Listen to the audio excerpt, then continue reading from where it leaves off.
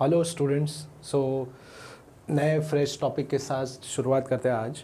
ठीक है, हमने बाइनोमियल डिस्ट्रीब्यूशन पढ़ा जहाँ पर हमने ये सीखा the number of trials are finite and there is a probability of success and failure.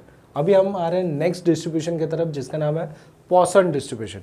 और इस पॉसन डिस्ट्रीब्यूशन के what are the characteristics are there that we need to understand here. So first of all हमने binomial distribution day to day life में क्या सीखा, जहाँ पर आपको नंबर ऑफ ट्रायल्स पता है और जहाँ पर आपको सक्सेस और फेलियर के बारे में पता है। बट पॉसन डिस्ट्रीब्यूशन की अगर बातें करते हैं तो पॉसन डिस्ट्रीब्यूशन में अगर हम बात करते हैं तो यहाँ पर basically there is a first criteria should be there, the n is first of all infinite. पर हम बाइनोमियल डिस्ट्रीब्यूशन की बात करते हैं तो वहाँ पर n is a finite. Right now here is a n is infinite. After that if I am talking about Poisson distribution day to day life में कहाँ पर अप्लाई होता है, फर्स्ट केस जहाँ पर if I know the number of deaths due to the road accident today. अभी देखिए, अगर मैं मेरे एक स्ट्रीट का एक रोड है और उस पर दिन भर में infinite number of people are going and coming, तो आज मैं ऐसे बोल सकता हूँ कि 5 लोगों का एक्सीडेंट होगा, बता सकता हूँ मैं एग्जैक्टली आज 5 ही लोगों का एक्सीडेंट होगा, ये मैं बिल्कुल भी नहीं बता पाऊँगा। ओके तो यहाँ पर क्या है, एन इज इनफाइनाइट क्योंकि आपके एन इनफाइनाइट, पर मैं प्रोबेबिलिटी ऑफ सक्सेस के बारे में क्या बोल रहा हूँ कि 5 एक्सीडेंट आज ही होंगे, ऐसे हो सकता है क्या पॉसिबल? बिल्कुल भी नहीं। आज बहुत सारे लोग इन्फेक्टेड हुए like a disease like a malaria, तो आज 10 लोगों का डेथ ही होगा, हम बता पाएंगे? बिल्कुल भी नहीं। वैसे ही हम कौन सा भी एक बुक परचेज करते हैं उसमें कितने पॉइंटिंग एरर हो सकते हैं हम बता पाएंगे? बिल्कुल भी नहीं। तो यहाँ पर हमने ये सीखने मिलता है first characteristic, n is a infinite and probability of success is tends to be zero. ठीक है, तो प्रोबेबिलिटी ऑफ सक्सेस क्या होता है? Tends to zero. ये बेसिकली पॉसन डिस्ट्रीब्यूशन है। ये क्या है? बेसिकली ये लिमिटिंग केस है बाइनोमियल डिस्ट्रीब्यूशन। तो पॉसन डिस्ट्रीब्यूशन जो है, Poisson distribution is limiting case of binomial distribution. Okay उसके बाद इसके हम पीडीएफ की अगर बात करें, पीडीएफ मतलब क्या होता है? प्रोबेबिलिटी डेंसिटी फंक्शन, जो कि कैसे लिखा जाता है ये देखिए, प्रोबेबिलिटी ऑफ कैपिटल एक्स में से there is a small x is taking value that is e raise to minus m m raise to x upon x factorial. तो x is taking the value is starting from 0 1 2 up to n, नहीं यहाँ पर क्या है? Infinite. ठीक है, तो यहाँ पर क्या है? इनफाइनाइट पॉपुलेशन पे ये बेसिकली चल रहा है। तो बेसिकली आपका जो n is infinite. Is it understood everyone? So m जो आपको दिख रहा है, m आपका एक पैरामीटर है जो कि बनता है n और p से, जहाँ पर आपको number of trials question solve करते समय लिमिटेड होंगे क्योंकि हम इनफाइनाइट नंबर ऑफ ट्रायल पे ये कैलकुलेशन बिल्कुल भी कैलकुलेट नहीं कर रहे। ओके उसके बाद यहाँ पर इंपॉर्टेंट इसके कैरेक्टरिस्टिक है, अगर हम इसके मीन की बात करते हैं, मीन का ही मतलब होता है एक्सपेक्टेशन, तो इसका एक्सपेक्टेशन होता है m। और वेरिएंस की अगर बात करते हैं, variance that is variance of x that is also m, तो but obvious there is a standard deviation is a root of variance. is it clear? तो यहाँ से हमें और एक केस सीखने मिलता है कि यहाँ पर बेसिकली क्या सीखने मिल रहा है कि बेसिकली क्या हो रहा है? Mean is equal to variance. Yes understood everyone? Mean is equal to क्या हो रहा है? Variance. Is it clear? Yes everyone? तो क्या सीखने मिला पॉसन डिस्ट्रीब्यूशन में?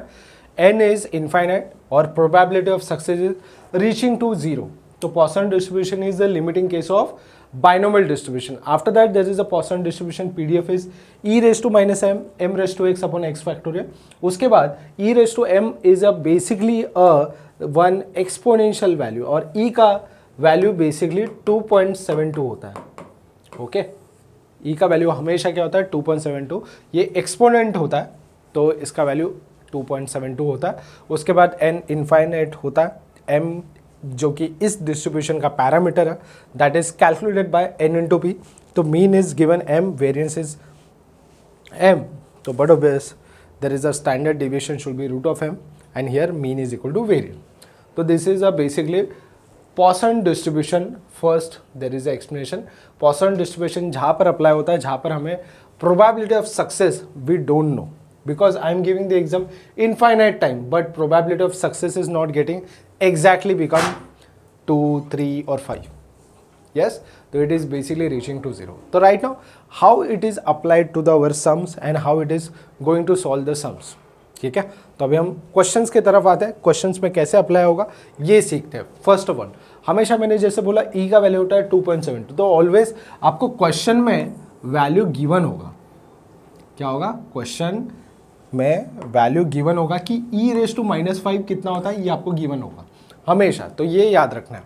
अभी फर्स्ट ऑफ ऑल आपको सोल्यूशन स्टार्ट करने से पहले तो पहले ये समझिए, a manufacturer of ball pain know that 5% of his product is defective. उसे पता है कि उसके प्रोडक्ट में डिफेक्ट होता है, तो if he sells the pen in the boxes of 100 and guarantee not more than 10 pens are defective, वो गारंटी देता है कि 10 से ज़्यादा डिफेक्टिव नहीं होंगे.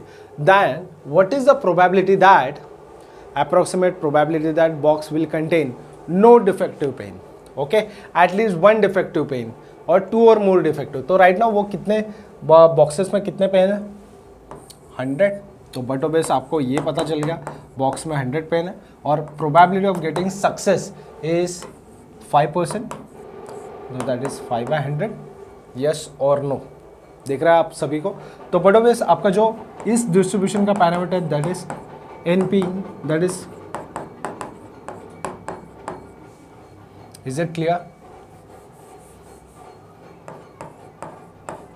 इट गेट कैंसल, तो this is become 5. Is it get clear? Yes, m का वैल्यू कितना है? 5 है. So right now in a question there is they have given n is equal to 100, probability of getting a success there is a defective pen 5%. So but obvious our parameter should be m. तो हम यहाँ पर m calculate कर रहे हैं, तो m का value मिल रहा है NP, तो NP इज 100 into 5/100, तो m is getting exactly 5. तो right now in our question there is a first question what they are talking about. The first question is talking about no defective pain. No defective मतलब exactly there is no pain should be defective, that is x is 0. तो what is our formula is e⁻m raised to x upon x factorial. तो right now x का value 0 है, तो e⁻m का value कितना है? 5. उसके बाद 5⁻0 अपॉन 0 फैक्टोरियल. तो right now anything raise to 0 is become 1, और हमने क्या सीखा था? 0 फैक्टोरियल भी 1 होता है. तो बचा क्या इस पूरे इसके अंदर? e⁻5, और e⁻5 का वैल्यू आपको ऑलरेडी गिवन है, जो कि कितना? 0.00067. Yes, getting everyone? Yes or no? How to solve this kind of question? ये आपको समझ में आया? हमने क्या किया? X is no defective.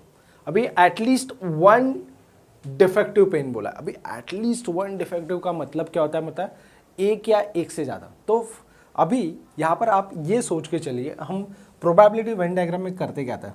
देखिए समझते हैं हम लोग केस. जैसे कि अगर हमारे पास 100 स्टूडेंट्स हैं और हमारे 100 स्टूडेंट में से 40 स्टूडेंट्स को मैथ्स अच्छा लगता है, तो बचे हुए स्टूडेंट कितने बचता है? 60. बट इस 60 स्टूडेंट्स को हम ऐसे कैलकुलेट करते क्या? 1 2 3 4 5 अप टिल 60 टाइम काउंट करते क्या? इतने किसी के पास वक्त है? बिल्कुल नहीं. हम क्या करते हैं? सीधा 100 में से 40 को माइनस करें तो बचता है 60. तो वैसे ही टोटल प्रोबेबिलिटी की अगर बात करते हैं, हम क्या करें? हम टोटल प्रोबेबिलिटी की अगर बात करें तो टोटल प्रोबेबिलिटी ऑलवेज क्या होता है? यहाँ पर 1 होता है. तो यहाँ पर क्या बोला है? क्वेश्चन में क्या बोला है वो समझते हैं पहले. At least 1 defective. एटलीस्ट का मतलब होता है एक या एक से ज़्यादा, और n तो आपका 100 है. एक या एक से ज़्यादा मतलब आपको क्या करना पड़ेगा? 1 2 3 अप टिल 100 टाइम ये फॉर्मूला पुट अप करके ये आंसर निकालने पड़ेंगे. तो उस जगह पे क्या बोला गया? एटलीस्ट बोला है ना, एटलीस्ट 1 डिफेक्टिव. तो हम क्या करेंगे? तो x is less than equal to 1. तो हम क्या करेंगे? 1 में से 0 को और प्लस 1 को हटा दे, तो बचा हुआ आंसर जो आएगा, क्योंकि आपका टोटल प्रोबेबिलिटी 1 है, उसमें से अगर 0 और 1 को हटाए तो वो आंसर, बचा हुआ आंसर किसके बारे में बात करेगा? 2 से लेके 100 तक का बात करेगा. यस और नो, ये समझ में आ रहा है मुझे क्या बोलना है? ये जैसे हमने 100 में से 40 माइनस किया तो 60 है, तो वैसे टोटल प्रोबेबिलिटी होता है 1, उसमें से अगर 0 और 1 को हटा दे तो जो आंसर हमें चाहिए एटलीस्ट का मतलब होता है एक या एक से कम, एक या एक से ज़्यादा चाहिए था, तो ये हमने क्या किया, सीधा इसे 0 और 1 को हटा दिया, तो जो आंसर बचा वो 2 से लेके 100 तक का रहेगा। तो यहाँ पर हमें क्या करना, क्या है, सभी का ध्यान इस तरफ, हमें 1 minus e raise to minus 5 raise to 0 upon 0 factorial, plus यहाँ पर क्या है, e raise to minus 5 raise to 1 upon 1 factorial. अभी देखिए 1 माइनस, इसका आंसर तो आपको ऑलरेडी मिल रहा है, और इसका आंसर देखिए, इसका आंसर भी 0.0067 और इंटू 5, ये 1 फैक्टोरियल तो 1 ही होता है। तो इन शॉर्ट नेक्स्ट स्टेप में क्या करना है आपको, ये 5 टाइम्स अगर मल्टीप्लाइड करें तो कितना होता है, देखो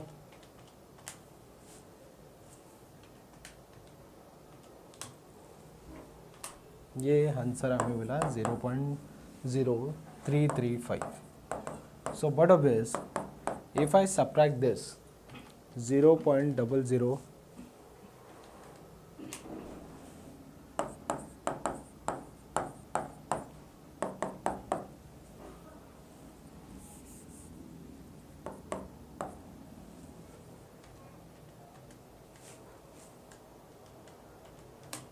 so answer is getting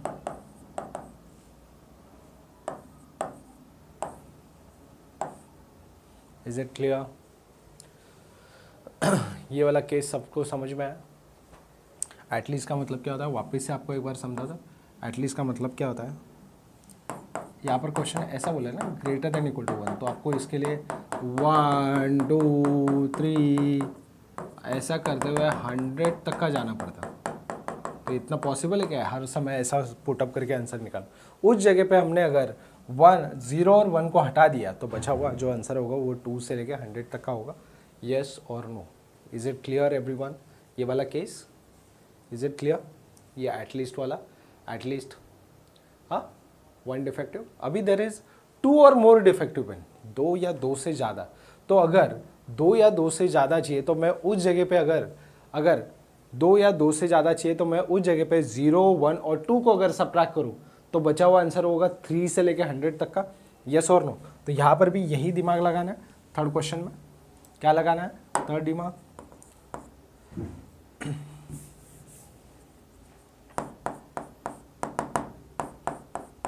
यहाँ पर ऐसे बोल रहे हैं ना 2 एंड मोर देन 2 चाहिए, तो उस जगह 1 माइनस 0 को हटा दूँ, 1 को हटा दूँ और प्लस 2 को हटा दूँ, तो जो भी आंसर बचेगा वो 2 से ज़्यादा रहेगा। येस और नो? तो इस जगह पे क्या करना है, ये वाला आंसर तो आपको ऑलरेडी मिल गया था 0067, ये वाला आंसर आपके पास ऑलरेडी अवेलेबल है, प्लस अभी ये वाले आंसर के लिए आप क्या करो, ई रेस टू माइनस 5 का स्क्वायर अपन 2 फैक्टोरियल कर रहा हूँ, बराबर है। तो 1 माइनस 0067 प्लस 0.0335। अभी ये देखिए ये वाला आंसर क्या होता है, 0.0067 इंटू 5 का स्क्वायर 25 2 फैक्टोरियल तो 2 होगा, बराबर है। तो नेक्स्ट स्टेप में 0.0067 इंटू 25 डिवाइड बाई 2, तो ये आंसर बेसिकली ऐसा होता है।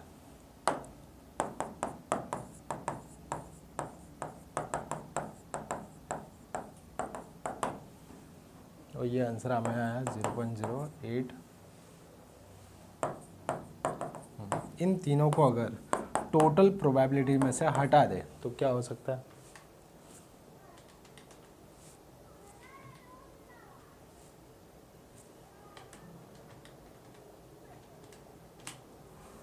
ये टोटल आया 1 2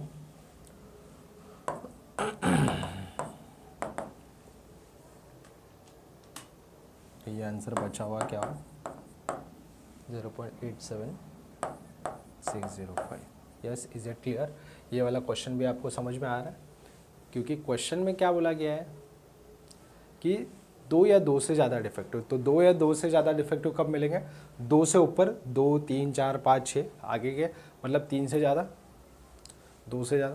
तो ये समझ में आया आपको? ये है, this is the logic, you have cleared this? Yes और नो? आया है समझ में? अभी देखिए इन अ नेक्स्ट क्वेश्चन क्या दिया हुआ है, It is observed that 1% of mangoes in a box are bad.